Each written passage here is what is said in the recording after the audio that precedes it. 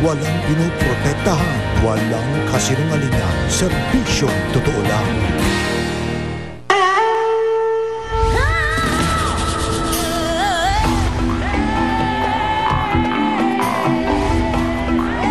Mula po rito sa Ranong sa Southern Thailand, ako po ang inyong kapuso, Jessica Soho.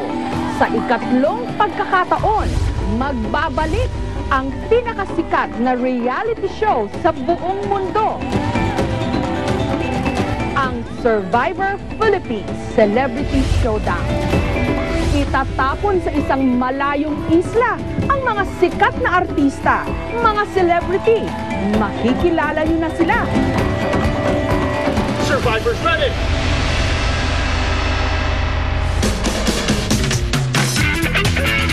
Mukhang bibig ngayon yung major.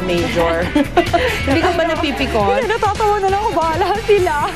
At least may matatandaan sila tungkol sa akin. Ang major na panalo ni Venus Ra sa Miss Universe.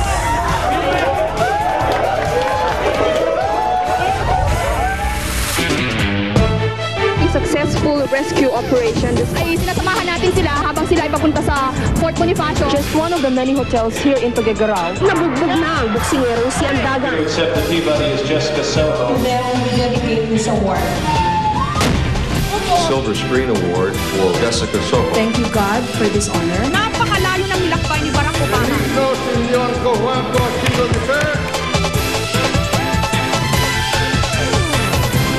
Sa larangan ng mga beauty contest, isa pang Cinderella, si Venus Ra. Sa mga pilapil unang nag-practice ng pagrampa, tumungtong ng Binibining Pilipinas, nagwagi, pero muntik ng madiskaril, nagpursige hanggang umabot ng Miss Universe.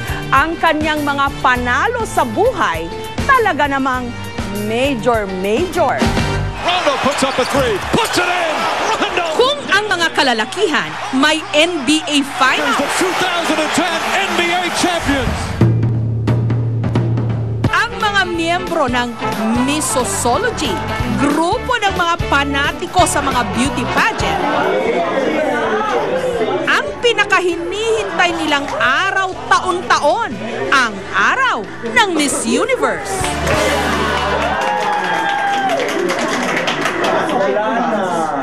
Siyempre, ang kanilang pinakainabangan, ang pagrampa ng ating pambato, si Binibining Pilipinas Universe Maria Venus Ra.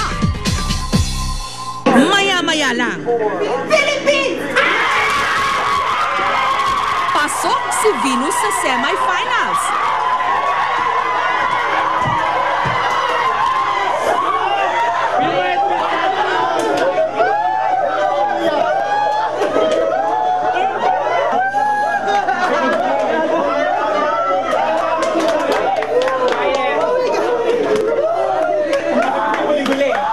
Kasi nung 14, akala ko wala ng Philippines kasi wala pang USA, Venezuela.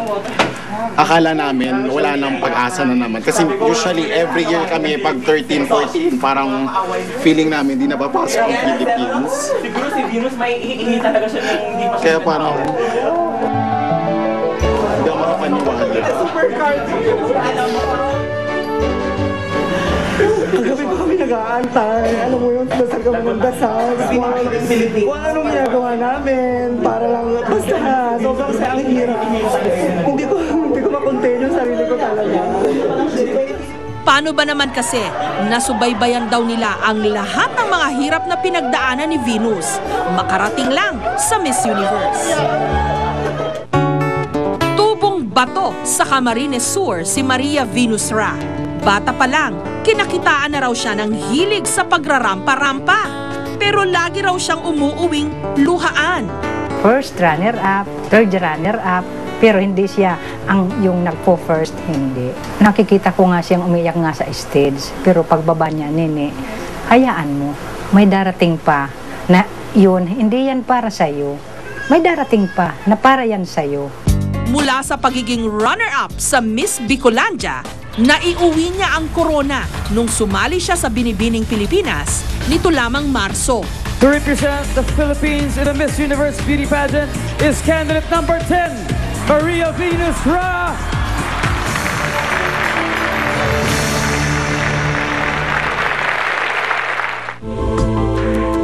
Pero naantala ang pagre-reyna ni Venus nung binawi ang kanyang korona. Questionable raw kasi ang kanyang citizenship. Please check your passport, check the spelling. Subalit ipinaglaban ni Venus ang kanyang titulo hanggang muling naibalik sa kanya ang korona at naging pambato ng Pilipinas sa Miss U. Samantala, hindi na magkamayaw ang mga miyembro ng Missosology.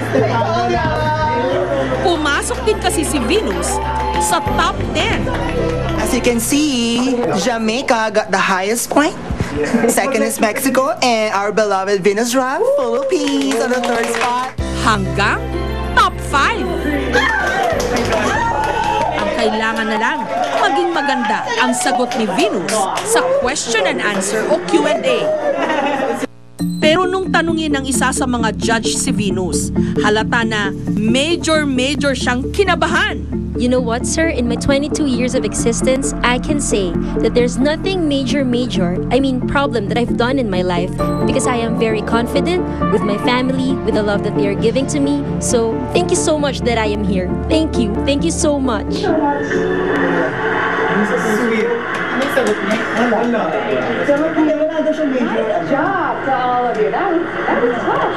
you so much. Hindi ko alam, magiging Wala sa sabi.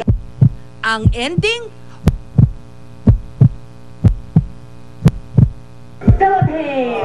fourth runner-up si Venus. Bagamat halatang dismayado ang ilang mga kasapi ng Missosology, masaya na rin daw sila dahil pagkatapos ng 11 taon, ngayon lang muling nakapwesto ang Pilipinas sa Miss Universe. Venus, super love na love ka namin. Huwag kang matidismaya dun sa resulta. You were very great. You were very queenly. Napaka-perfect mo.